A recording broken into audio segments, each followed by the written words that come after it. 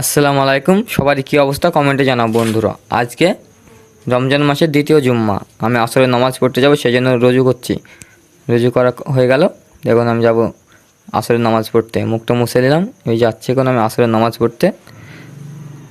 আর আমার নামাজ পড়ে আজকে আমাদের মসজিদে ইফতার আছে, সেই জন্য ইফতারের খাবারগুলো সব ট্রাক্টরে করে নিয়ে আসলাম।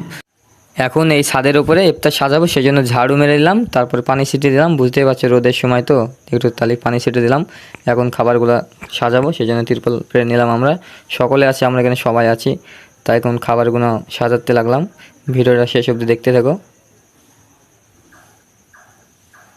এখন আমাদের সব কাজ কমপ্লিট, সময় ওর বেশি নেই, মাত্র 20-25 মিনিট সময় আছে।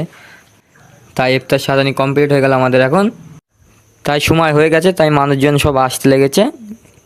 আজকের মতো ভিডিওটা এখানেই শেষ, সবাই চলে এসেছে, টাইম আর বেশি নেই, 2-10 মিনিট সময় আছে আর। আজকের মতো